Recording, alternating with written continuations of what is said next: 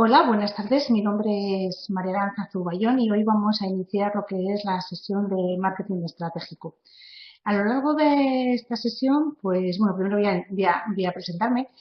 Soy licenciada en técnicas, en investigación y técnicas del mercado por la Universidad de Valladolid. También estudié y cursé un máster en Administración y Gestión de Empresas MBA por la Universidad Europea Miguel de Cervantes. Durante 13 años estuve trabajando como técnico de creación de empresas en una empresa participada por la Junta de Castilla y León, asesorando a emprendedores y desarrollando programas de fomento del espíritu emprendedor, tanto a nivel nacional como a nivel internacional. Y bueno, pues en la actualidad soy consultora empresarial y también doy formación, en este caso de marketing y de dirección comercial, con la Escuela de Negocios y Dirección.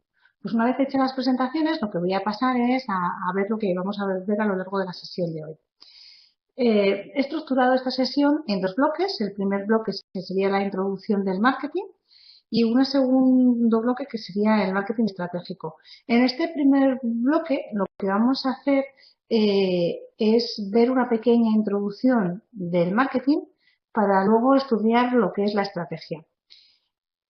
Vamos a ver la definición de marketing, revisaremos los conceptos fundamentales para entenderlo y también vamos a analizar los conceptos que son fundamentales en el marketing, que es la necesidad, deseo y demanda, para ver realmente cómo el marketing se apoya en los mismos. Asimismo, vamos a analizar la función de marketing en la empresa y cómo se implementa en el seno de todas las organizaciones. Vamos a ver cómo realizar un estudio de los factores externos e internos de la empresa que son condicionantes de la actividad de marketing.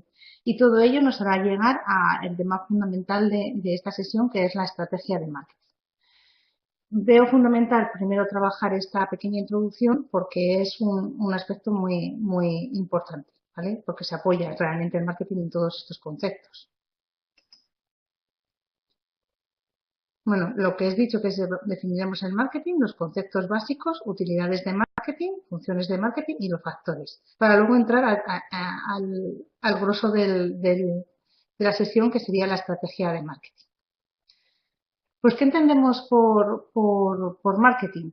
Proponemos una definición que sería, pues, aquella disciplina empresarial que realmente se encarga de la detección de los deseos y necesidades de los consumidores y que orienta a la empresa para satisfacer por medio de unos intercambios provechosos para ambas partes. Si analizamos las diversas definiciones que han propuesto diversos autores, pues llegamos a advertir que hay unos elementos comunes en todas las definiciones. ¿Cuáles son? Pues en primer lugar lo que es el intercambio, que consiste en que en el entorno empresarial, pues en la adquisición de productos o servicios a cambio de dinero. La satisfacción, que sería que es el cumplimiento del deseo o del gusto, y por otra parte lo que es la estrategia, visión y rumbo, que es una visión que es a largo plazo, no se centra única y exclusivamente en el presente. Entonces vamos a ver cuáles son los conceptos básicos que os comentaba al inicio, en los que se asienta el marketing. Estos conceptos son tres, que son la necesidad, deseo y demanda. Los consumidores, a la hora de adquirir los productos en el mercado, siguen un proceso. En primer lugar, sienten una necesidad, que es la carencia de algo básico para ellos, ¿no? Los hay de diferentes niveles, las necesidades, y Abraham Maslow, estructuró las necesidades humanas en 5 grupos. Según su teoría, un individuo solo busca la satisfacción de las necesidades del nivel superior cuando tiene satisfechas las de niveles inferiores. Los 5 niveles de Maslow son los siguientes.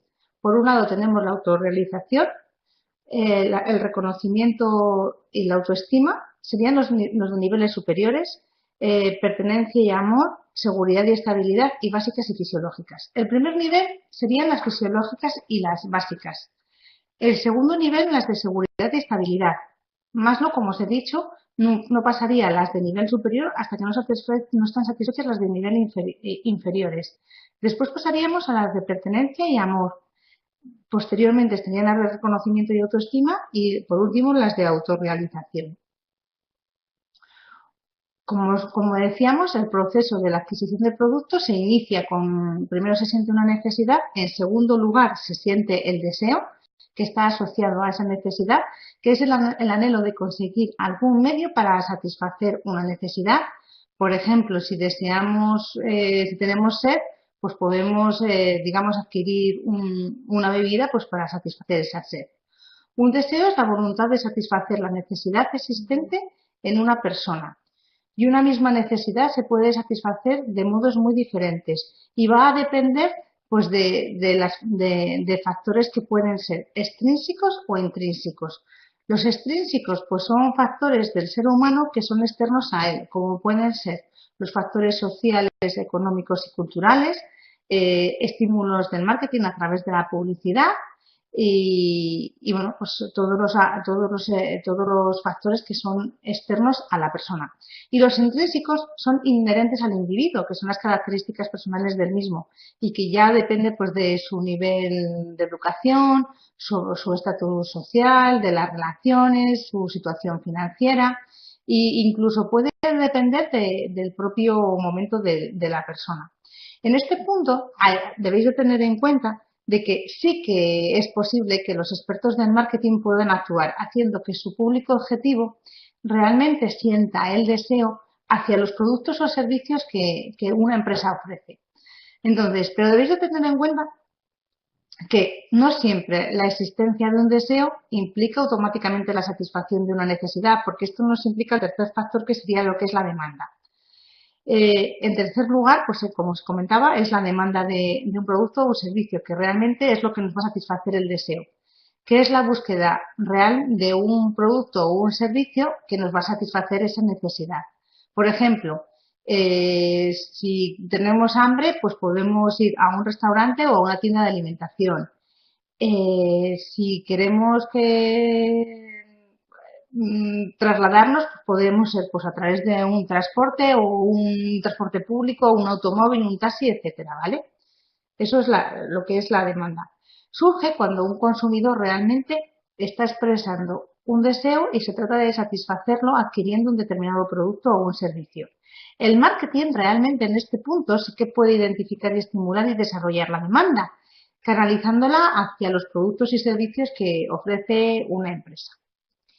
Tener en cuenta que, bueno, en este caso, como os decíamos, el proceso que sigue, primero tenemos una necesidad, establecemos el deseo va a ir en función de los factores extrínsecos o intrínsecos y por último el individuo pues intenta satisfacerlo a través de la demanda, ¿vale? Adquiere un producto o un servicio y aquí depende pues en cierto modo de los factores económicos y de los recursos disponibles por parte del individuo.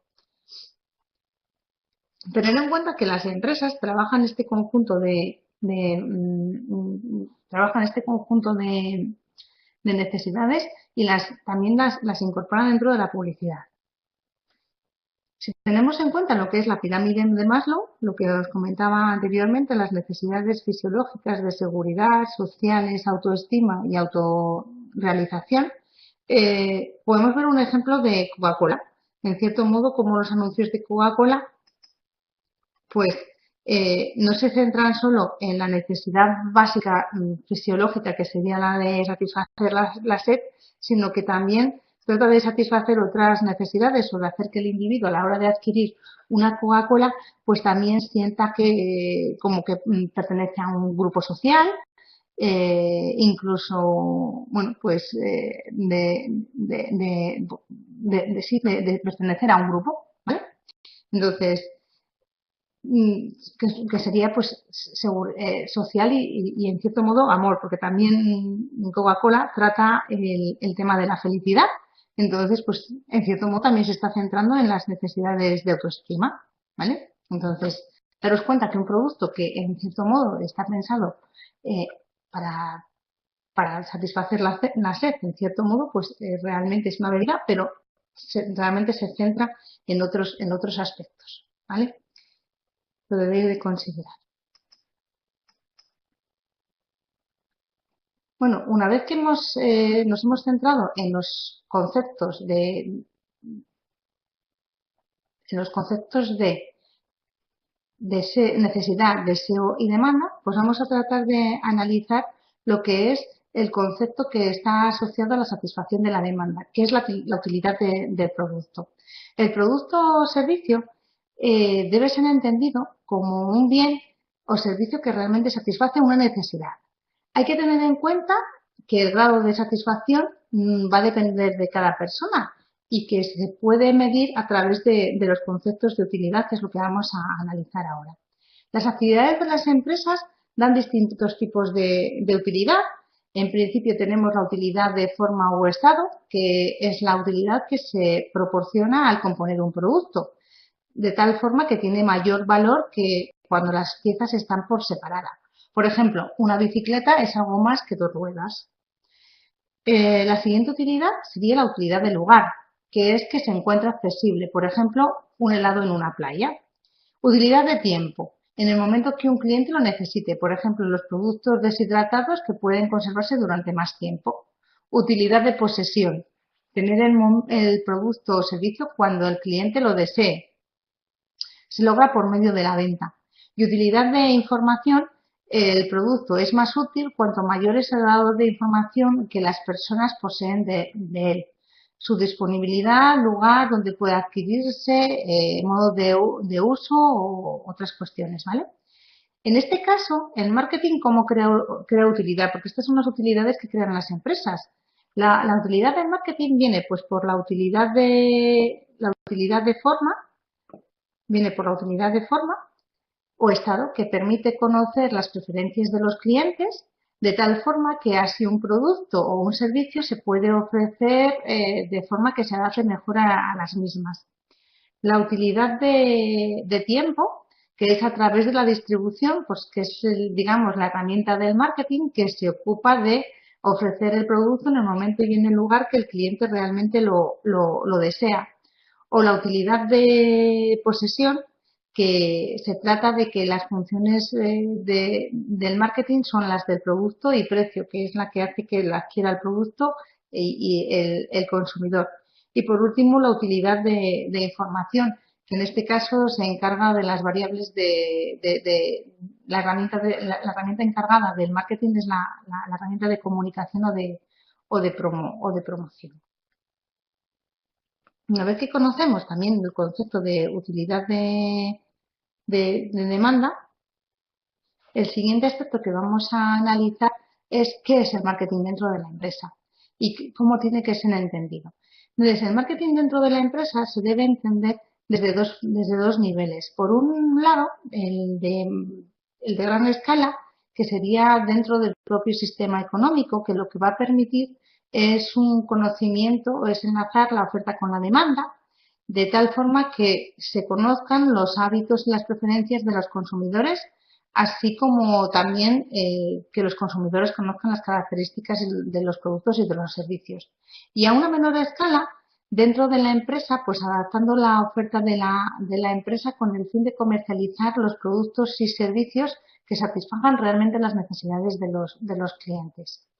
Tened en cuenta que la evolución de marketing a lo largo de la historia ha sido distinta, es decir, el marketing no se empezó a formar hasta, digamos, el inicio de la revolución industrial, en la segunda mitad del siglo XX. A partir de entonces, el marketing ha evolucionado en tres etapas sucesivas de desarrollo, que es la orientación hacia el producto, orientación hacia las ventas y orientación hacia el mercado. Si tenemos en cuenta que la orientación a la producción sería cuando se inició esa revolución industrial, cuando todo lo que se producía se vendía, porque había una escasa capacidad productiva y no existía prácticamente competencia. Las empresas se basaban simplemente en fabricar y cuanto más mejor y no prestaban ninguna atención a la calidad. Pero cuando cuando la demanda se igualó a la oferta, ¿qué es lo que ocurrió? Que que ante ese incremento de la demanda lo que ocurre es que hay mucha competencia. Entonces las empresas se vieron forzadas a mejorar la calidad de sus productos. Y ahí es cuando se inició lo que es una orientación hacia el producto. Cuando todos los productos más o menos fueron iguales, surgió lo que es la orientación hacia las ventas, que ocurre cuando con idénticas características de productos, pues las empresas se centraron en vender a toda costa. Esta es una orientación un poco deficiente porque es a muy corto plazo, no es a largo plazo, es decir, no se centra, digamos, realmente en cubrir las necesidades de los clientes, que es realmente la orientación de marketing actual, que con la intensificación de la competencia se trata de producir lo que el cliente realmente necesita y lo que desea. Es una orientación que satisface las necesidades de los clientes. Realmente, bueno, pues en la actualidad nos encontramos en esta orientación, pero también vinculada a lo que es una orientación del marketing relacional, que lo que trata es de perseguir unos vínculos a largo plazo con esos clientes, ¿vale? Vamos a ver ahora mismo, pues, bueno, los instrumentos que realmente utiliza el marketing son pues, los cuatro conocidos como las variables de producto, precio, promoción y distribución. Realmente las empresas necesitan de unos instrumentos para la gestión estratégica del marketing. Y a lo largo de la historia no siempre ha habido estos cuatro, sino que ha variado con el tiempo. Inicialmente, pues desde los 19 que propuso Neil Borden hasta la actualidad, que son los que os acabo de comentar de McCarthy en 1964, que son las conocidas como las cuatro P's, pues ha habido una gran evolución. Estas variables, estas cuatro variables realmente son unos instrumentos que permiten a las empresas controlar y medir para alcanzar, digamos, los objetivos que persiguen con el fin de satisfacer esas necesidades de los consumidores. Y hay autores que realmente no las consideran insuficientes, pero siguen siendo pues la base de la gestión estratégica, ¿vale? Entonces, son fundamental que las conozcáis.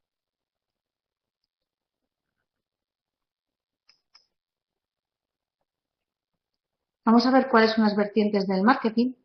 Para la consecución de esta orientación hacia los consumidores se requieren dos vertientes dentro de la empresa. Por un lado sería el marketing estratégico y por otro lado el marketing operativo.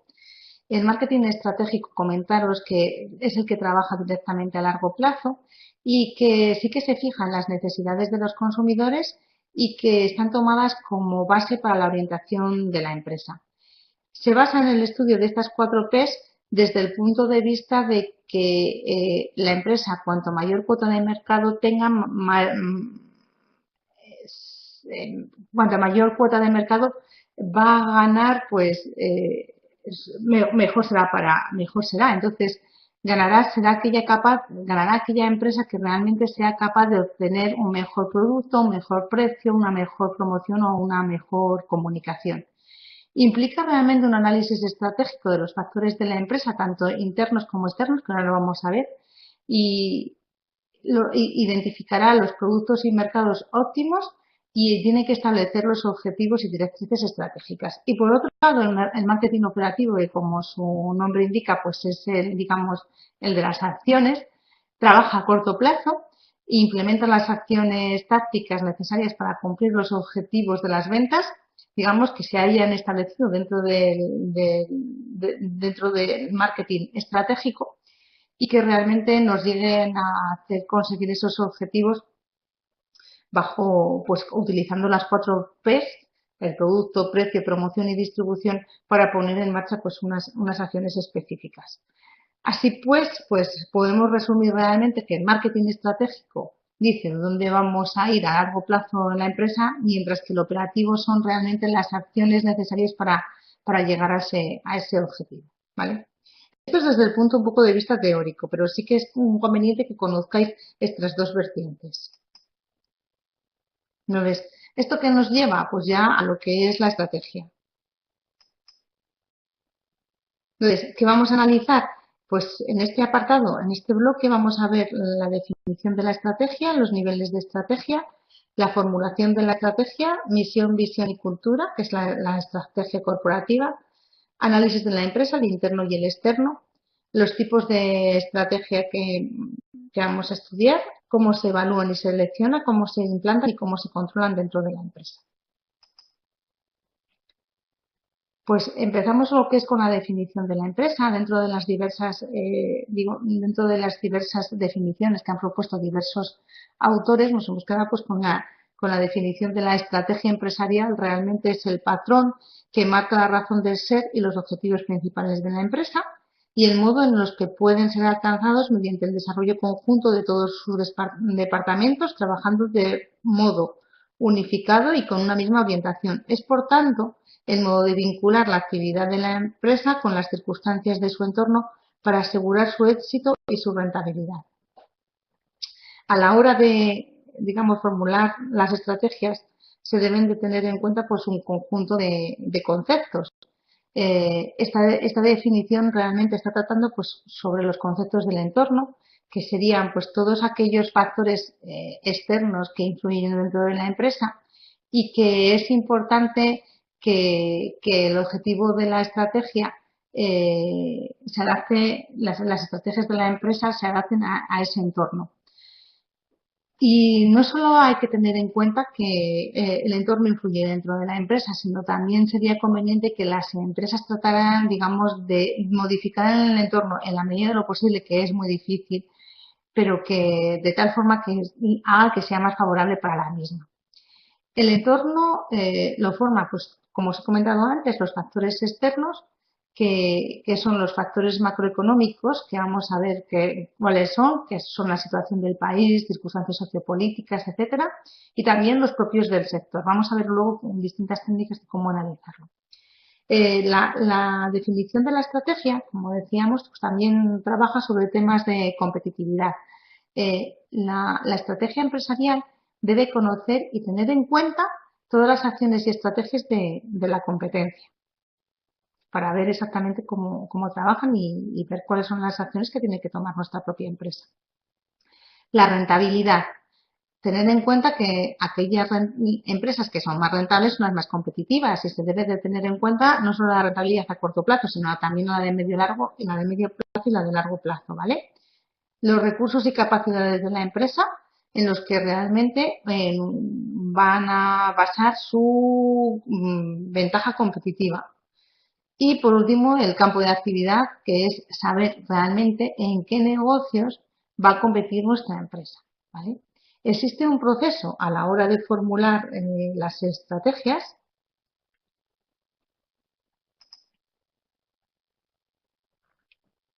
Que lo estaba buscando yo por aquí, pensaba que tenía yo una transparencia puesta. Aquí. A la hora de formular las estrategias existe un proceso que es el que vamos a analizar. Que por un lado vamos a hacer, vamos a ver cuál es la misión y la visión y la cultura, que son las estrategias corporativas. Haremos un análisis externo e interno de nuestra empresa. Estableceremos los objetivos de la empresa. Los objetivos de la empresa, se seleccionarán y formularán las estrategias, estableceremos el plan estratégico, cómo se implanta y cómo se controla. Este es el proceso que vamos a seguir, digamos, a la hora de definir las estrategias dentro de la empresa. Entonces, las estrategias dentro de la empresa existen distintos niveles, dependiendo del nivel jerárquico en el que se decidan. Las estrategias corporativas son las que se definen en los niveles jerárquicos más altos de la empresa y donde se va a definir realmente la misión, los objetivos, los negocios en los que va a competir y también, vamos, pues tiene que tratar de identificar las oportunidades.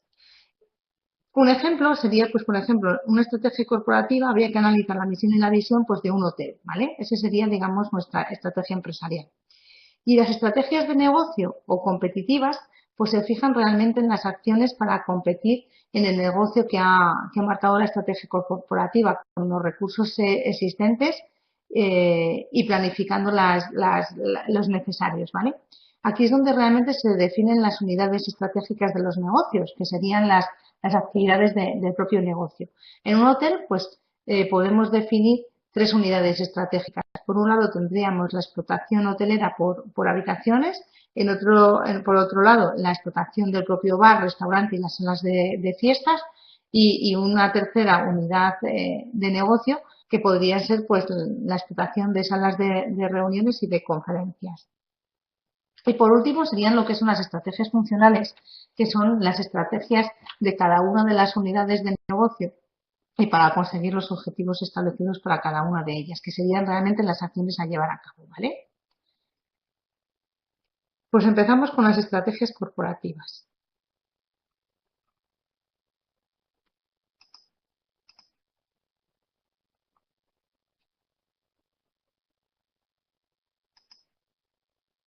Bueno, como os comentaba antes, en la estrategia corporativa, pues que se debe extender a toda la organización, se debe determinar el mercado y el sector en el que va a trabajar la empresa y se debe responder en qué sectores empresariales se va a competir. Os he puesto dos ejemplos. Por un lado sería la estrategia de Ryanair, que la estrategia corporativa sería el transporte por pasajeros y la estrategia empresarial pues sería a bajo coste. Y la estrategia corporativa de Inditex pues sería la venta de ropa a complementos de última moda y la estrategia empresarial pues una moda a buen precio. En la estrategia corporativa lo que vamos a tratar de definir pues son la misión, la visión y los valores. En primer lugar, ¿qué es la misión? Pues la misión realmente es la razón de ser de las empresas. Implica definir su identidad, su personalidad, sus rasgos fundamentales, así como las características de cómo son y qué quieren ser, ¿vale? Es exclusivo de cada empresa y en este caso suele ser estable y no suele variar con el tiempo y debe ser conocida por todos los miembros de la organización. Para establecerla se deben de definir pues esos tres campos: el campo de actividad, las capacidades esenciales y la cultura. ¿Qué es cada uno de ellos? Pues el campo de actividad de la empresa son los mercados a los que se pretende servir, teniendo en cuenta pues aspectos como pueden ser su público objetivo, los segmentos, las áreas geográficas o los productos o servicios de la empresa. En segundo lugar serían las capacidades esenciales de la propia empresa, que son los que realmente en las que se van a basar sus ventajas competitivas. Y por último, pues la cultura de la empresa, que realmente que serían el conjunto de valores, creencias, filosofías, ideas o cualquier otro elemento que condiciona el comportamiento de la empresa. ¿La visión qué es? ¿Qué sería otro de los aspectos a definir dentro de la estrategia corporativa? Pues la visión nos representa una proyección de cómo la empresa desea ser en el futuro y el camino para poder lograrlo. Debe responder la pregunta de qué y cómo debe y quiere que la empresa sea en el futuro y depende del tipo de empresa y del tiempo y del horizonte temporal que establezcamos. Para estar bien definida, debe de recoger pues 5 requisitos. Debe incorporar una idea de triunfo. Debe ser debe de ser mejor que la de la situación presente. Debe ser estable en el tiempo, debe ser valiosa, es decir, debe ser un reto para la organización, ha de ser realista, es decir, que se pueda alcanzar realmente, y debe de ir más allá del deseo de riqueza, se debe de formular en otros términos. Ahora veremos ejemplos. Y por último, otro de los conceptos que también se deben de trabajar dentro de la estrategia corporativa serían los valores, que son las normas de comportamiento de la empresa y que tiene que ver con la ética empresarial, es decir, los fundamentos morales de las relaciones de la empresa con sus grupos de interés, y también con el tema de la responsabilidad social corporativa o la responsabilidad social empresarial, que realmente que define lo que es la actitud de la empresa con el entorno social y cómo se implica con el resto de la sociedad, ¿vale? Cómo la evalúa y cómo la compensa. Existe bueno, pues siempre en este caso pongo un ejemplo, que es el caso de Mercadona, que tiene una fundación que, por ejemplo, apoya a emprendedores porque quiere devolver a la sociedad lo que la sociedad, en cierto modo, le ha dado a ella. Os voy a poner un ejemplo de cómo una empresa puede definir la misión y la visión y los valores. En este caso, pues he puesto el ejemplo de Bimbo, que lo que hace es, bueno, pues como misión tiene pues alimentos deliciosos y nutritivos en las manos de todos. Como visión En el 2020, pues transformamos la industria de la panificación y expandimos nuestro liderazgo global para servir mejor a los consumidores. Somos una empresa altamente productiva y plenamente humana. Y, bueno, pues como establecen los valores que pues como valoran las personas, somos una comunidad, conseguimos resultados, competimos y ganamos, somos operadores eficaces, actuamos con integridad y trascendemos y permanecemos en el tiempo. Si os dais cuenta, pues en la misión lo que está haciendo es establecer pues cómo es la empresa, ¿vale? Cuál es su identidad y su personalidad. Es exclusivo realmente de Bimbo. La visión es cómo se ven a largo plazo, qué es y cómo quieren llegar a ser y cómo conseguirlo, y en los valores pues son las normas de comportamiento que tiene la propia empresa. Esto es un ejemplo de Bimbo, ¿vale? Existen otros ejemplos que también os invito a que consultéis, pues como las misiones y las visiones de las empresas, son muchas dentro de las grandes corporaciones, suelen estar publicadas, y por ejemplo la misión de Google pues es organizar la información del mundo y hacerla universalmente accesible y útil, ¿vale? Entonces, pues realmente sí que se identifica en este caso pues cuál es la empresa realmente que está detrás de esa misión, ¿vale? No siempre, pero en este caso en el de Google sí.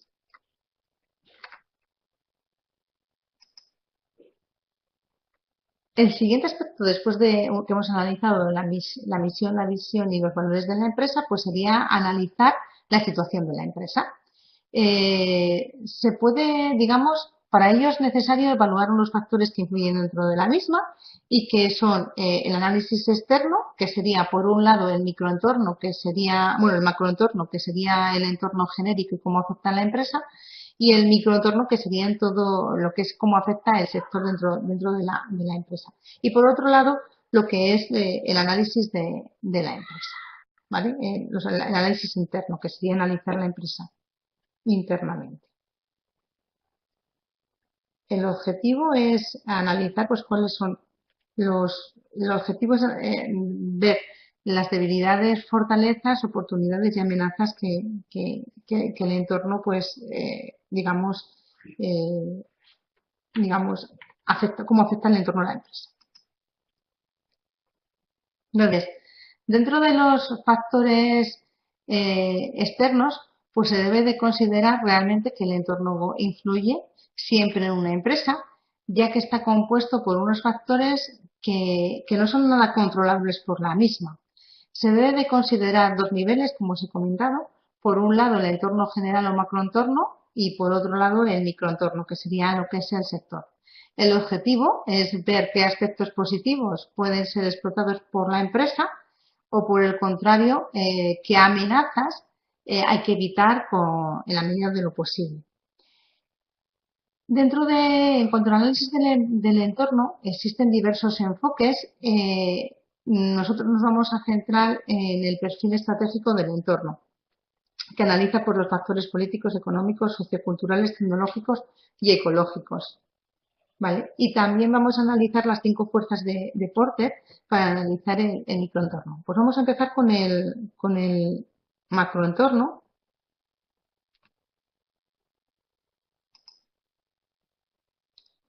que, como os comentaba, es el perfil estratégico del entorno y que en el año 2001 Johnson y Scholes propusieron como este acrónimo, con el acrónimo de PESTE, para identificar un conjunto de dimensiones que hay que tener en cuenta y hay que analizar dentro de las empresas. Estas dimensiones pues, son las políticas, las económicas, las socioculturales, las tecnológicas, las ecológicas y las legales. Y consiste en analizar para cada una de estas dimensiones los factores, cómo nos afectan, si son factores positivos, negativos o neutros. Y aplicado dentro del contexto de la propia empresa.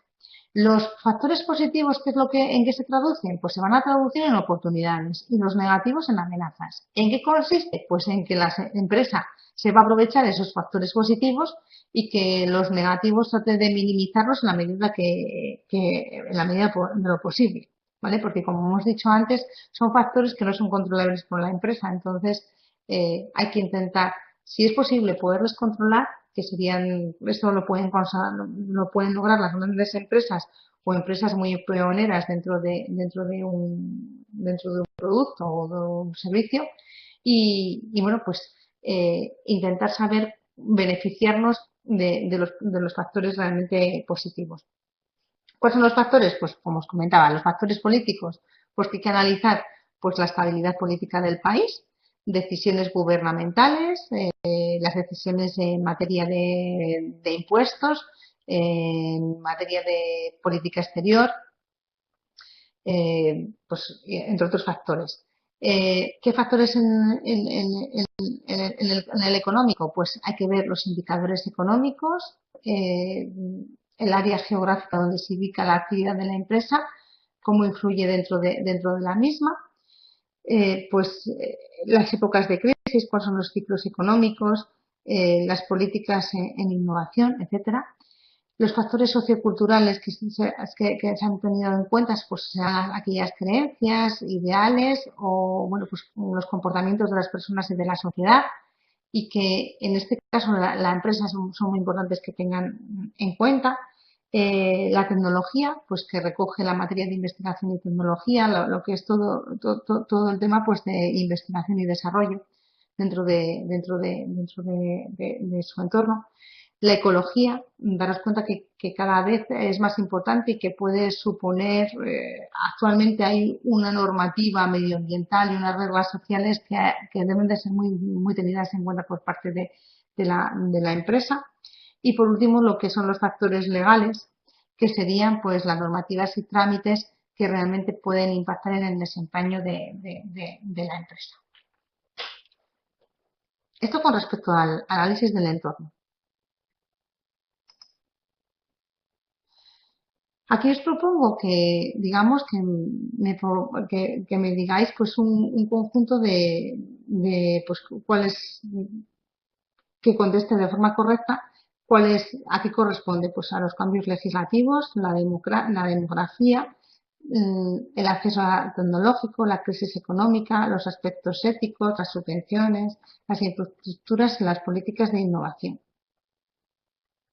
Si lo pensáis, pues realmente corresponden pues a estos factores. Y tendríamos que ver, el hecho de realizar un análisis PESTEL no significa que analicemos cada uno de estos factores. Lo importante es que al analizar cada uno de estos factores digamos cómo influye dentro de mi empresa. Es decir, puede haber cambios legislativos que nos puedan beneficiar o puede haber cambios legislativos que nos puedan perjudicar. Por ejemplo, pues las normativas que van encaminadas pues a establecer pues a realizar determinados análisis dentro de la propia empresa, pues a cumplir una normativa, pues hace que las empresas que están encargadas de, digamos, de verificar esa normativa, pues que tengan una demanda creciente de su servicio. Entonces, en ese caso, pues afecta de forma positiva, ¿vale? La demografía, pues ver exactamente si los cambios demográficos pueden afectar o no dentro de mi empresa. Si el acceso tecnológico, existe una tecnología a la que podamos acceder, pues nos afecta de forma positiva, pero si no podemos acceder y es fundamental dentro del sector, pues nos afecta de una forma muy negativa. Las crisis económicas, aspectos técnicos, pues el conjunto de variables, habría que analizarlo en qué sentido nos afecta dentro de nuestro propio negocio.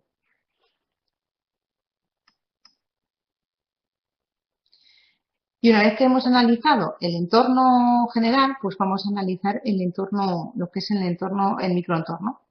El entorno específico realmente son los factores externos de la empresa, del sector en el que realmente está desarrollada.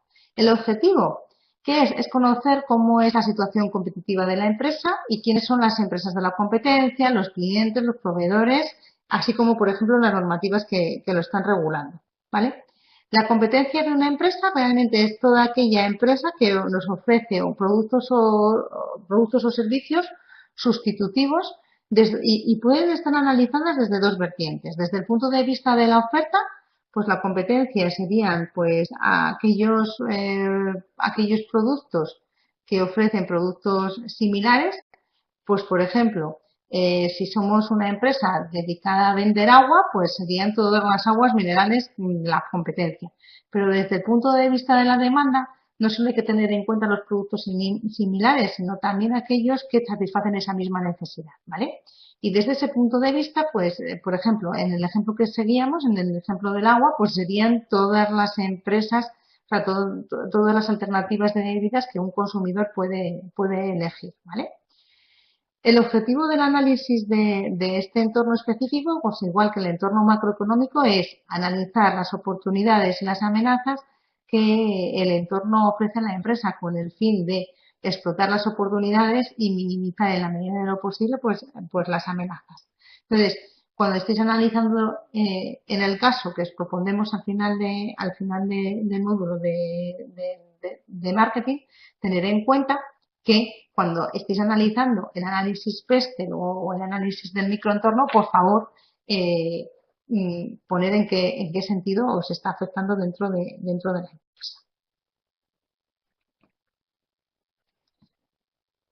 ¿Cómo analizamos el microentorno? Pues existen distintas técnicas. Nosotros o sea, en esta sesión he elegido lo que son las 5 fuerzas de Porter, con el fin de identificar esas oportunidades y esas amenazas. Por un lado tenemos lo que es la intensidad de la competencia actual, que serían identificar la rivalidad del mercado de tener en cuenta que la rivalidad del mercado va a depender del número de empresas. A mayor número de empresas, menor van a ser digamos, los beneficios por parte de la empresa.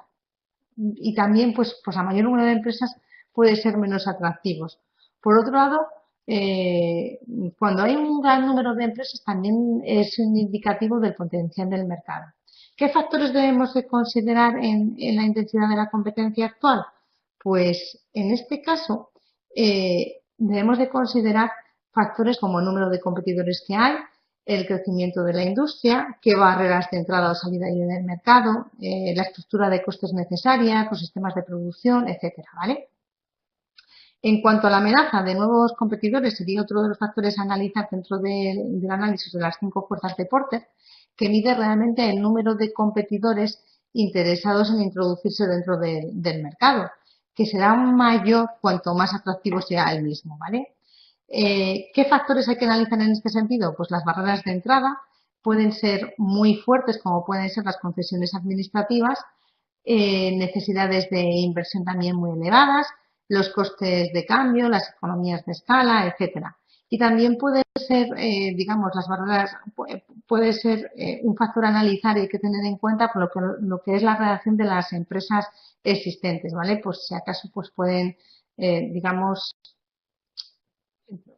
adoptar posiciones de represalias o fortalecer su posición, ¿vale? Entonces hay que tener en cuenta también cómo van a actuar esas empresas que ya están existentes dentro de la competencia. El siguiente factor serían las amenazas de nuevos productos productos sustitutivos, que son aquellos productos que satisfacen la misma necesidad, ¿vale? Hay que analizar pues el grado en que satisfacen esa necesidad, el precio, eh, el nivel tecnológico de los mismos y los costes que le suponen, por ejemplo, a los clientes. Y por último, el poder de negociación de los clientes o de los proveedores, que al final hay que analizar las mismas desde distinto punto de vista, pero hay que analizar los mismos factores. Que hay que ver que hay a veces que la empresa tiene situaciones que son privilegiadas frente a los proveedores o frente a los clientes y otros casos en los que no tiene ningún poder. Va a depender del número de proveedores, por ejemplo. Si hay un gran número de proveedores, la empresa va a poder elegir perfectamente a qué proveedores comprar la materia prima. Entonces, en este caso, pues no van a tener gran poder de negociación los proveedores.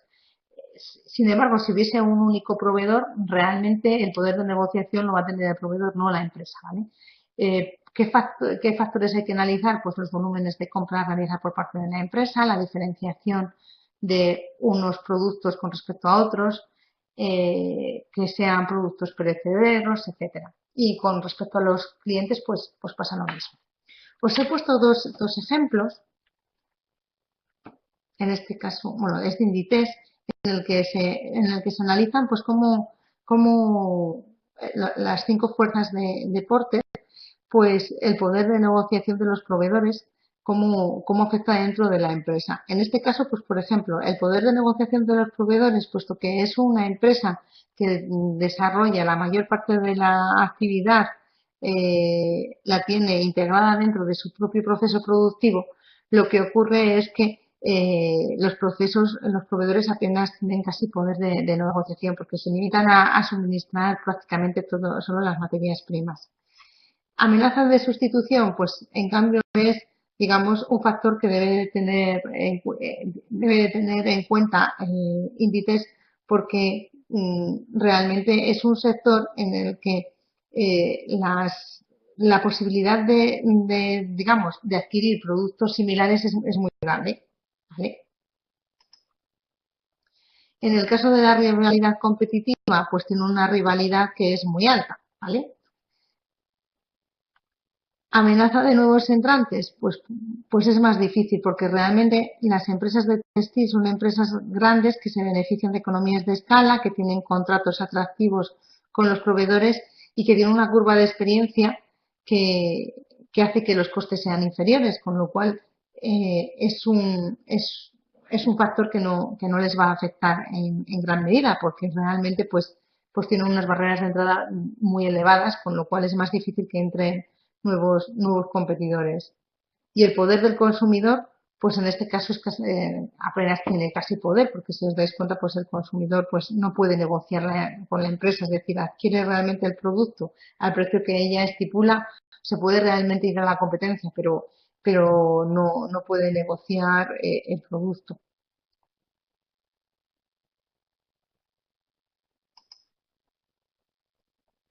Y por último, como os comentaba antes, pues una vez que hemos analizado la misión, la visión y los valores y después hemos analizado los factores externos de la empresa, pues nos toca pues analizar lo que son los factores internos, los internos de la empresa.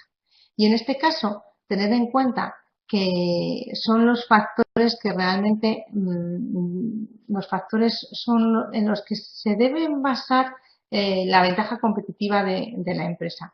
Analizamos estos factores teniendo en cuenta, al igual que los factores externos, vamos a analizarlos teniendo en cuenta si suponen una debilidad o una fortaleza una debilidad o una fortaleza para la empresa. En análisis internos realmente pues ponen de manifiesto determinados factores que tienen que identificar la empresa, como pueden ser su tamaño, la trayectoria o la historia de la misma, el ámbito geográfico en el que trabaja, el campo de actividad, la estructura jurídica. Y dentro de este análisis, en primer lugar, lo que debemos hacer es seleccionar las variables que vamos a estudiar. Por un lado, pues las podemos agrupar por áreas funcionales y de ahí podemos hacer una valoración. Las áreas funcionales que realmente se suelen analizar son 6, que son la comercial, la de producción, la financiera, la tecnológica, los recursos humanos, la organización y la de dirección.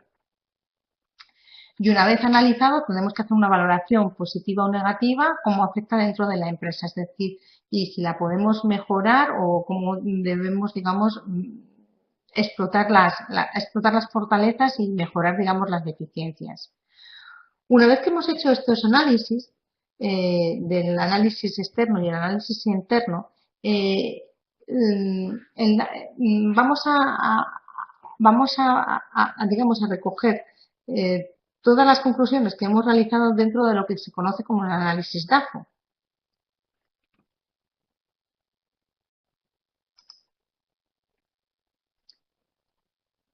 ¿Vale? En el análisis DAFO lo que tratamos de recoger por un lado son las fortalezas y las debilidades del análisis interno, que son factores que pueden ser positivos o negativos, en el caso de las debilidades negativos y fortalezas positivos, y dentro de los factores externos por las oportunidades y las amenazas.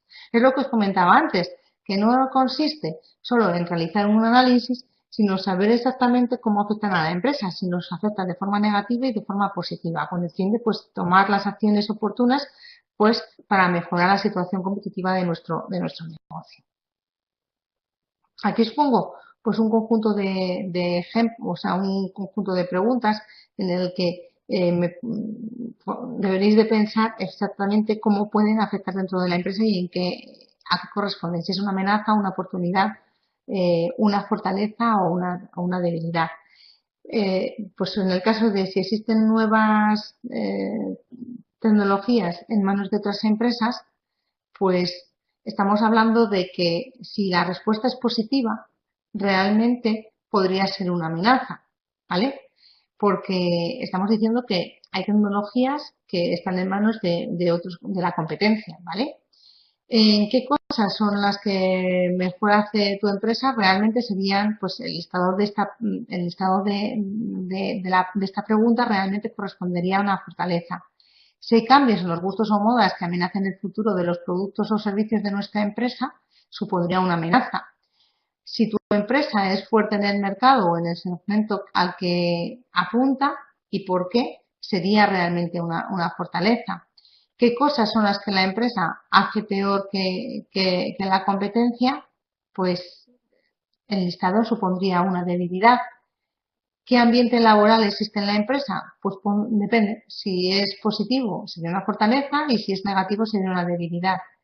El mercado en el que opera tu empresa está en crecimiento. Si es en positivo, pues realmente es una oportunidad. Daros cuenta que las oportunidades nos afectan a nosotros y al resto de competidores, mientras que las debilidades y las fortalezas solo influyen a la empresa de análisis, ¿vale? Objeto de análisis. Debéis de diferenciarlo.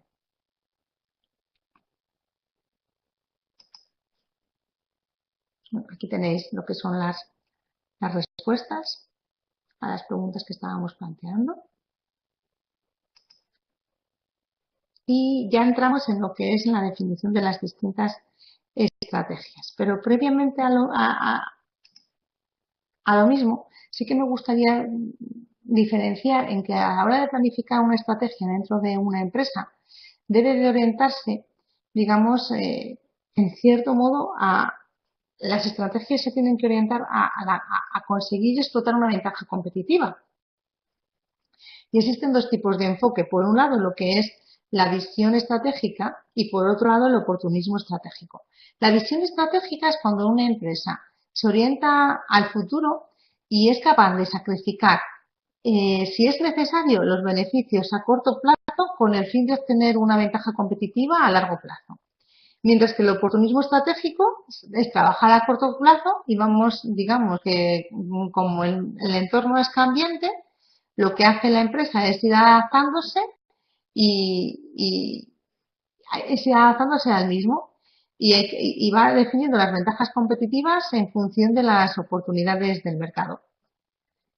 Entonces, realmente estos enfoques no son independientes. Se puede tomar los dos enfoques, o sea que cada empresa realmente adoptará un modelo diferente y en ocasiones es posible que una empresa tenga una orientación estratégica, es decir, hacia el futuro, pero que a la vez vaya, digamos, adaptándose a las oportunidades que les va ofreciendo el mercado.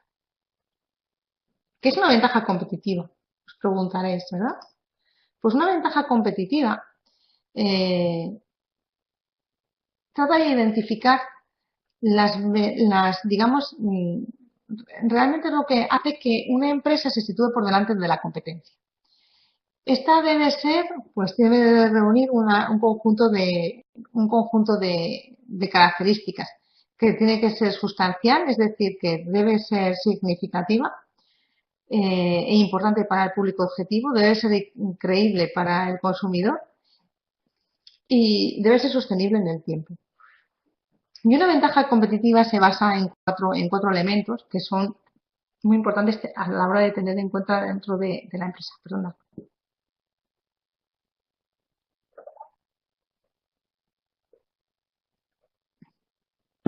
Por un lado, se basa en lo que son las bases de la competencia, que son las capacidades que tiene una empresa y que supone que una oferta, o sea, son todas las capacidades que tiene una empresa que puede suponer que tenga un producto ventajoso con respecto a la competencia. Suelen ser no imitables. Os pongo un ejemplo para que sea más sencillo. En el caso de la Coca-Cola, pues la fórmula, ¿vale? Poseer una patente también para una empresa o poseer un personal muy cualificado. Son capacidades que realmente adelantas a la competencia y encima no son imitables. El siguiente elemento que hay que tener en cuenta es el binomio producto-mercado, que realmente hay que elegir qué producto vender y en qué mercado. Un ejemplo que es muy claro es vender, por ejemplo, barcos en el interior de la península, pues no hay mercado, es decir, puede que los barcos pues, sean fáciles de vender en costa, pero nunca en el interior, ¿vale? Analizar lo que son los rivales, saber realmente quiénes son mis competidores con el fin de analizar mis recursos y ver y compararlos y ver si nosotros en qué vamos a basar nuestra ventaja competitiva. Y después las formas de competir, que es elegir el modo de competir que mejor se adapte a la empresa en función de los recursos que tiene, que puede ser, pues puede ser liderazgo en costes, apostar por calidad, por un segmento determinado, por innovación, por tecnología, etcétera, ¿vale? Un ejemplo, pues por ejemplo, en las formas de competir, pues encontramos pues MediaMarkt que apuesta, por ejemplo, por el precio, ¿vale? Esto es una ventaja competitiva, lo que son las ventajas competitivas. Y ahora vamos a ver lo que son realmente los tipos de estrategias. Vamos a ver lo que son las estrategias genéricas, por un lado, que en las estrategias genéricas podemos definirlas como las estrategias que definió Porter y que son de tres tipos, que pueden ser liderazgo en costes, liderazgo en diferenciación y liderazgo en focalización. En el caso de las estrategias genéricas de diferenciación, pues lo que se trata en las empresas es resaltar los factores que hacen que la oferta sea diferente para los clientes y que es percibida como única. Son factores que deben de ser muy valiosos para los clientes y que deben de ser, digamos, vistos por los mismos, ¿vale? Y también tienen que ser factores muy difíciles de imitar. ¿En qué se suele versar este tipo de competencia, este tipo de estrategia? Perdonad. Pues puede ser en diferenciarnos por calidad o diferenciarnos por marca. En el caso de diferenciarnos por calidad, pues ¿cuándo se consigue? Pues cuando realmente los usuarios perciben una calidad superior a la que ofrecen los competidores. Las empresas tienen que analizar los atributos del producto, que son los que los clientes realmente asocian con calidad, digamos, y digamos asociarlos a su producto. A veces, única y exclusivamente, el atributo más valorado por los clientes resulta que es el precio. Entonces, a mayor precio, a veces se asocia que es mayor calidad, ¿vale?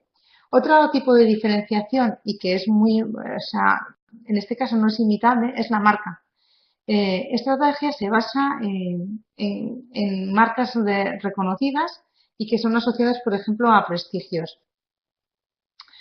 Puede ser que los precios sean más elevados y lo que sí que se producen es una mayor lealtad de la marca, ¿vale? Se trata de desarrollar lo que es el valor de marca de la empresa.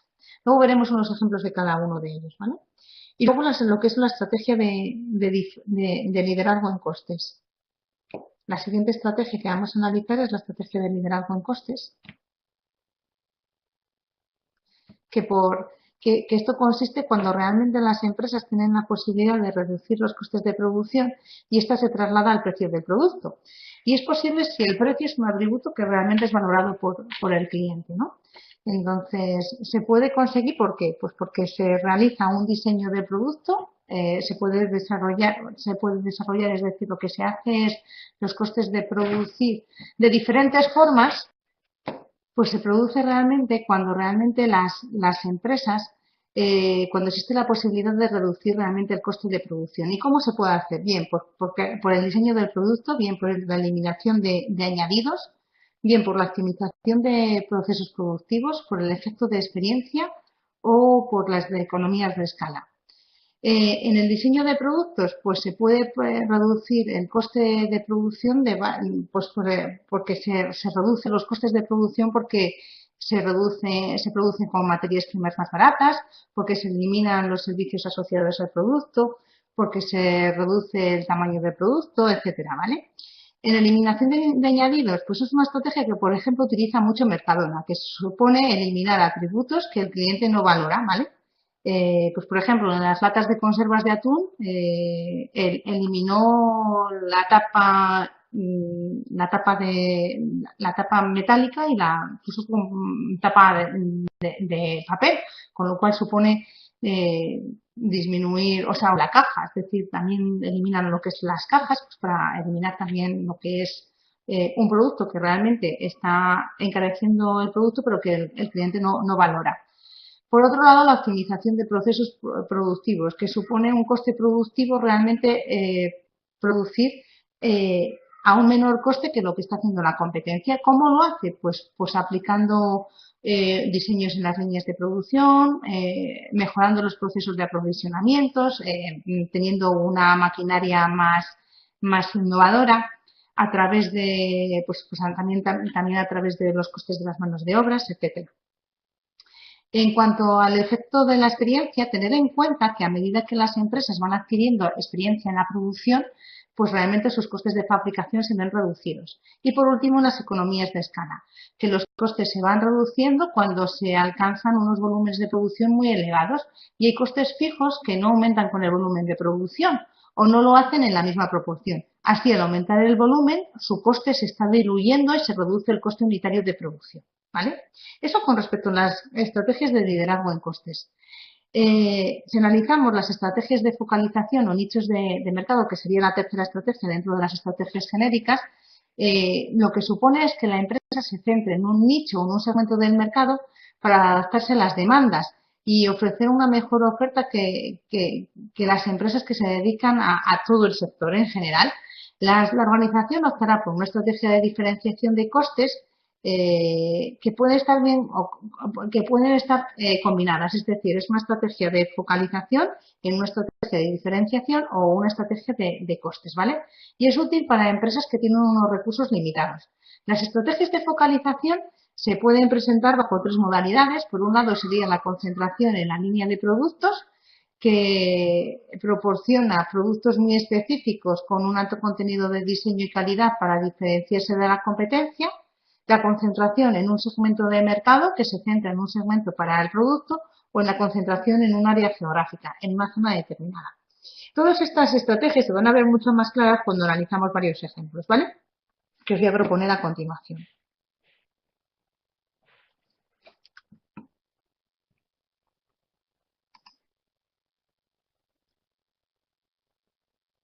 Por un lado, pues las estrategias genéricas. Si analizamos lo que es la empresa de Ryanair, pues debido a las características de su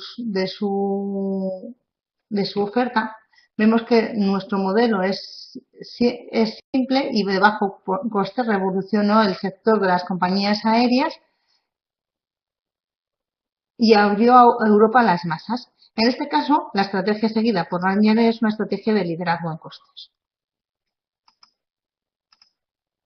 Si analizamos las estrategias seguidas, pues, por ejemplo, por Tempur, que basa su producto en un material que tiene patentado y que es una fórmula que le permite producir de una forma diferente al que produce la competencia, realmente es una estrategia que se basa en la diferenciación, ¿vale? Una diferenciación basada en la calidad de su producto. Y por otro caso, si tenemos en cuenta, en este caso se ha propuesto pues una empresa que está basada en vender viajes de lujo y son especialistas en safaris por África en camión, es decir, están muy especializados. En este caso se centran en una estrategia de focalización.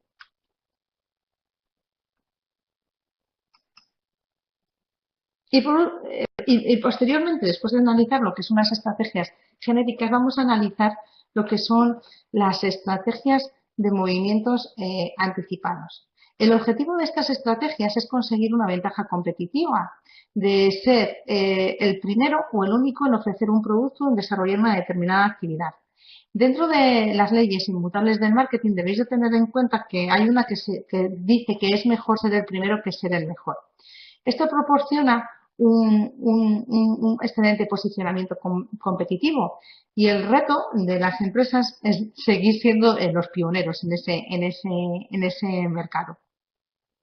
Hay varias modalidades. Por un lado tenemos la de movimientos anticipados de productos, la de movimientos anticipados de producción, los movimientos anticipados de clientes y los movimientos anticipados de distribución. Vamos a verlos con unos ejemplos. En el caso de movimientos anticipados de productos, lo que se trata es de, el primero se trata de ser el primero en poner en el mercado algún producto o un servicio muy diferenciado. El riesgo es que la competencia realmente sea capaz de lanzar productos similares a corto plazo, lo que realmente nos va lo que terminaría con esa posición de privilegio por parte de esa empresa que ha lanzado ese producto muy diferenciado. Una empresa que se centra mucho en esta estrategia y que conocéis todos es Apple. Apple pues realmente pues ha presentado el primer dispositivo ponible, que sería el reloj inteligente que bautizaron como Watch. Un dato a tener en cuenta es que desde 2001 hasta el 2010 pues había lanzado iPod, iTunes, iPhone, iPad, etcétera. Es decir, que realmente se centra en lanzar productos muy innovadores, ¿vale? La estrategia de movimientos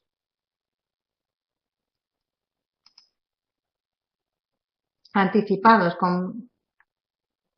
centradas en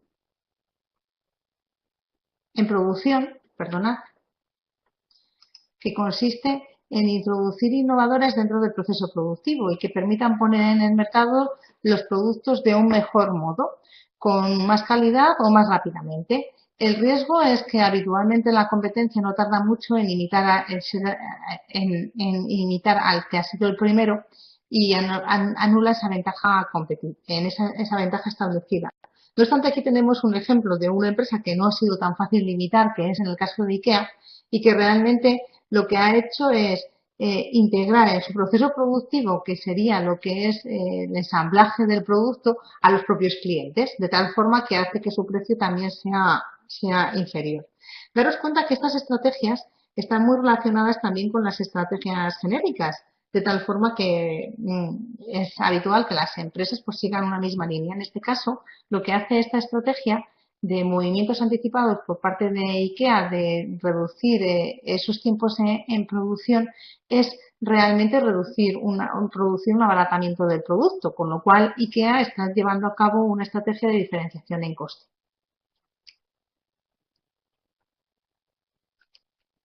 Si seguimos con el resto, con estrategias de movimientos anticipados en clientes, lo que hacen en este caso las empresas es establecer relaciones estrechas con los consumidores, intentando conocerles para adaptarse a las necesidades antes que el resto de la competencia. De tal forma que lo que consiguen es fidelizar a los clientes que que realmente están sirviendo como barreras de entradas. En este caso, pues he seleccionado una empresa que son Runners, que realmente pues que ofrece productos basados en material de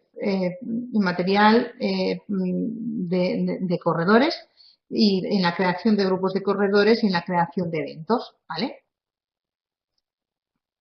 En este caso, la estrategia genérica que seguiría sería una estrategia de focalización. También. Y por último, la estrategia de movimientos anticipados en distribución y en servicios. Consiste en ser los primeros en usar unos canales de distribución que permiten obtener una posición de privilegio a salvo de las presiones de los propios competidores. En este caso tenemos lo que es la idea de Jacek, que lo que hace es vender la comida de distintos restaurantes a domicilio. Es decir, inicialmente sí que había productos similares que eran pizza, pero solo se podría adquirir en un determinado establecimiento, mientras que en este caso lo que hacen es agrupar la distinta oferta de distintos restaurantes, de tal forma que un cliente mismo puede adquirir distintos platos en distintos restaurantes y se lo llevan a domicilio, ¿vale? Digamos, son pioneros en la forma de, digamos, distribuir un producto. Bueno, y por último serían las estrategias de crecimiento, que son las que definió en su día en 1976 y que establece dos ejes. Por un lado están los productos nuevos y por otro los productos y por otro lado los mercados. Y en este caso diferencia entre productos nuevos y actuales y lo mismo con mercados nuevos y actuales. Y de la combinación de estas cuatro variables, pues surgen las estrategias de productos nuevos, mercados actuales, pues el desarrollo de nuevos productos, de productos actuales y mercados actuales, la penetración, de productos nuevos y mercados nuevos, la diversificación, y de productos actuales y mercados nuevos, el desarrollo de mercados. Vamos a ver un ejemplo de cada uno de ellos, ¿vale? Pues en el caso de las estrategias de crecimiento de Nestlé, es una estrategia de mercados actuales en mercados nuevos con productos nuevos. Diversifica. Es decir, no voy a empezar por Nestlé, me vais a perdonar. Voy a decir por qué. Porque esta es la más completa. Entonces vamos a empezar con la estrategia.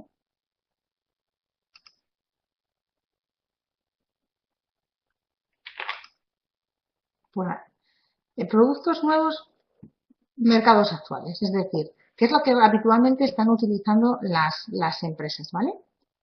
Entonces, en productos nuevos, en mercados actuales, productos nuevos, realmente es una estrategia de penetración del mercado. ¿Cuándo existe? Pues cuando existe un potencial de crecimiento dentro del mercado en el que la empresa ya está operando. La estrategia pasa por continuar dentro del propio mercado ofreciendo los mismos productos y se puede conseguir pues aumentando, digamos, la demanda del producto. Si el mercado está en crecimiento, realmente es más fácil porque realmente es conseguir clientes nuevos. Mientras que si realmente el mercado está estancado o está en decrecimiento, las empresas pues tienen que hacer unos grandes esfuerzos en marketing pues para conseguir captar los clientes de la competencia, ¿vale? Y también se puede conseguir aumentando el uso del propio producto, es decir, campañas que recuerden que el producto existe y hacer que un uso irregular sea un uso regular, es decir, que los usos esporádicos se conviertan en usos habituales, ¿vale? Y también se pueden hacer pues con nuevas aplicaciones, es decir, pues imaginaros, un ejemplo de nuevas aplicaciones pues son las velas, antes eran un elemento de iluminación y ahora son un elemento de decoración.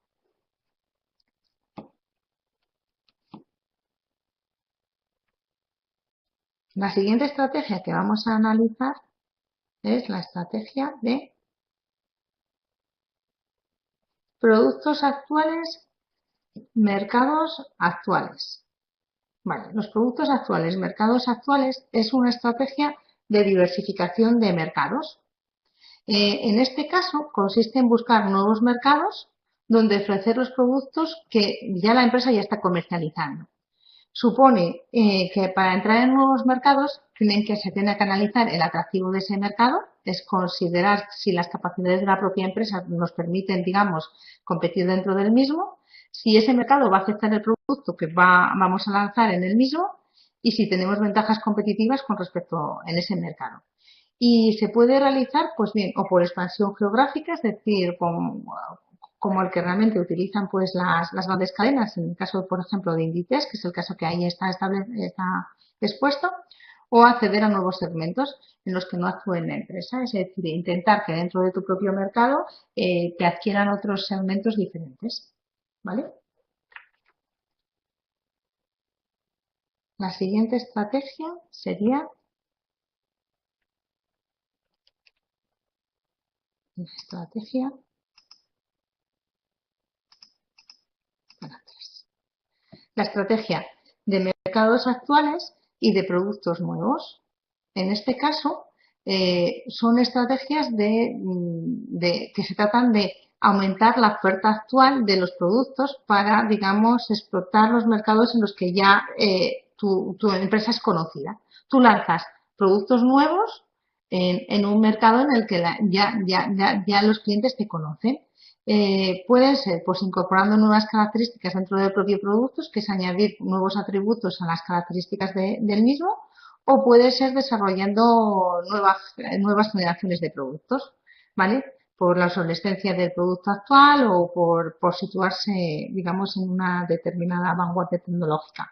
Tener en cuenta que, por ejemplo, en el caso que aquí tenemos expuesto, en el caso de McDonald's, no solo lanza productos actuales en mercados, o sea, lo que está lanzando es continuamente productos nuevos. Y ahora ya son habituales las ensaladas, pero en sus orígenes McDonald's solo comercializaba lo que son las hamburguesas, ¿vale? Con las patatas fritas.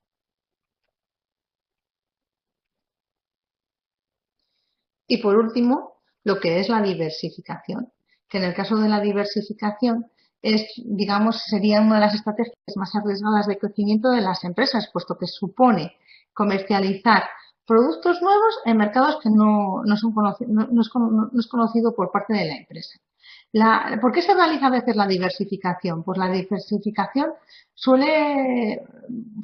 bueno, se puede realizar de dos formas: que tenga relación con los productos que ya la empresa comercializa o que sin que tenga relación. Si tiene relación con los productos que la empresa comercializa, realmente lo que está consiguiendo es, digamos, aprovechar las sinergias de la propia empresa en cuanto a su capacidad productiva.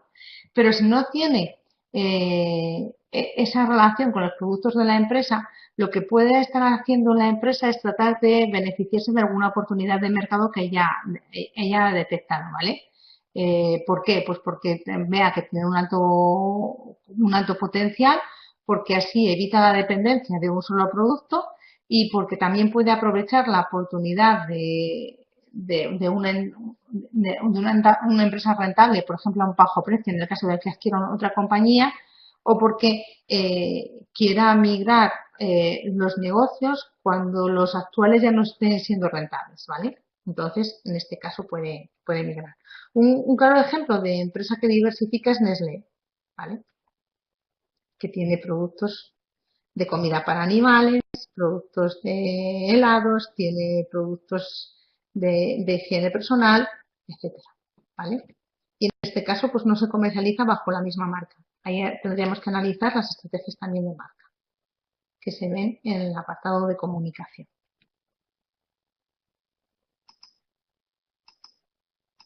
Bueno, esto es en cuanto a las estrategias de conocimiento. Ya hemos visto pues todas las estrategias que podemos, todas las estrategias, por las estrategias genéricas, las estrategias de movimientos anticipados y también las estrategias de crecimiento, ¿vale? Pues si repasamos un poco lo que hemos analizado, en primer lugar hemos definido lo que es la estrategia corporativa de la empresa, la misión, la visión y los objetivos. Después hemos analizado el entorno y cómo influye dentro de la empresa, ¿vale? Hemos analizado sus características internas. También hemos visto las alternativas estratégicas que tienen las empresas con el fin de alcanzar esos objetivos, y entonces nos va a llegar el momento de evaluar las estrategias y seleccionarlas, ¿vale? Para escoger cuál es la que mejor se adapta a esta realidad. Hay que tener en cuenta que a la hora de evaluar y seleccionar las estrategias no se puede asegurar el resultado, y que en muchos casos el proceso no tiene en cuenta criterios objetivos, sino que son subjetivos basados en la intuición y en la experiencia del directivo. Y si hay metodologías, unas de ellas están basadas, sí que existen metodologías y que pueden estar basadas en tres criterios: en la adecuación, en la factibilidad y en la aceptabilidad.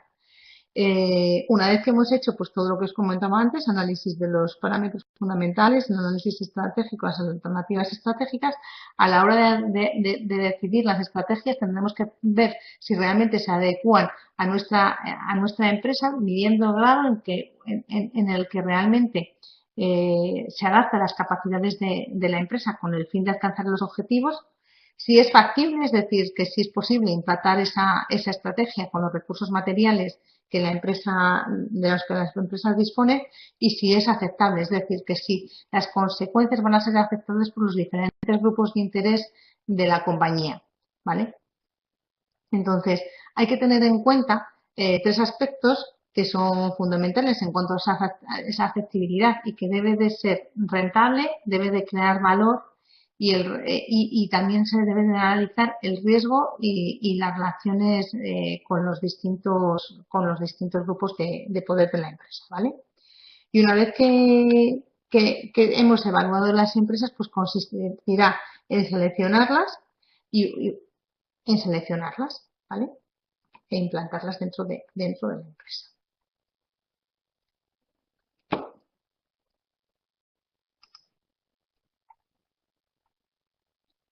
En el proceso de implantación de dentro de la empresa se deben de recoger las acciones necesarias para la puesta en marcha dentro de las estrategias y así alcanzar los objetivos que tenemos previstos. Y este proceso es muy importante con el fin de garantizar la correcta puesta en marcha. Tanto en el diseño como en la implantación tiene un efecto en el ajuste estratégico y en el ajuste operativo. El ajuste estratégico es realmente cómo una estrategia encaja dentro de la estrategia corporativa y dentro de sus propias capacidades. Y el ajuste operativo es cómo va a encajar dentro de los propios elementos que la empresa dispone. Y dentro de la implantación de una estrategia, esta provoca siempre unos cambios en el funcionamiento de la empresa, en el que influyen los siguientes factores, ¿vale? Perdonad.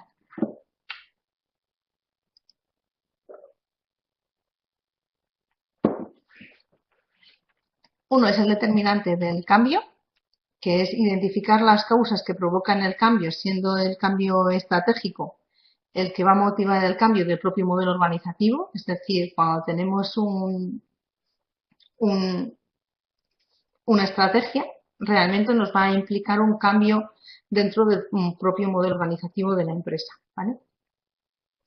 Los agentes o promotores del cambio, que son los que van a liderar ese cambio, van a ser encargados de implantar esa estrategia y que deben de estar muy cercanos a la alta dirección, es decir, tenemos que buscar personas de la confianza de la dirección. El proceso del cambio, que realmente consiste en tenemos que descongelar la situación de la propia empresa, realizar el cambio en sí y que estabilizar, digamos, la estrategia de la empresa. Y después analizar lo que son las resistencias del cambio, que pueden ser resistencias que pueden ser inmediatas o pueden ser diferidas y pueden ser directas o indirectas y especialmente hay que vigilar las resistencias que provengan de los propios trabajadores de la empresa, ¿vale? Y después hay que ver qué tácticas se van a realizar a la hora de gestionar el cambio. Que hay unos elementos que lo que hacen es, digamos, beneficiar, implantar una estrategia, que es la transparencia, es decir, que todo el mundo tenga información, qué es lo que va a implicar dentro de la propia organización. También beneficia mucho el hecho de tener incentivos, buscar aliados dentro de la empresa, etcétera, ¿vale? Esto en cuanto a la implantación de la estrategia. Y por último, cómo se va a controlar, digamos, las estrategias.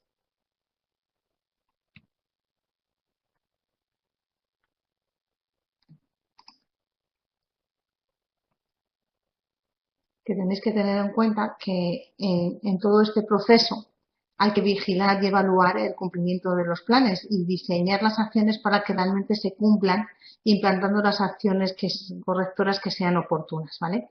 Y este control de la estrategia tiene como fin pues, lograr los objetivos estratégicos mediante el análisis y evaluación de los procesos. ¿Y cómo se realiza? Pues en primer lugar se controla la implantación de la estrategia, que lo que hace es supervisarse cómo es la puesta en práctica de la estrategia empresarial, detectando las anomalías en dicho proceso y con el fin de, digamos, poner las acciones correctoras oportunas y por último, pues controlar la estrategia, es decir, que hay que revisar continuamente esa estrategia a lo largo del tiempo y digamos, pues para hacer las modificaciones oportunas para su correcta formulación, ¿vale?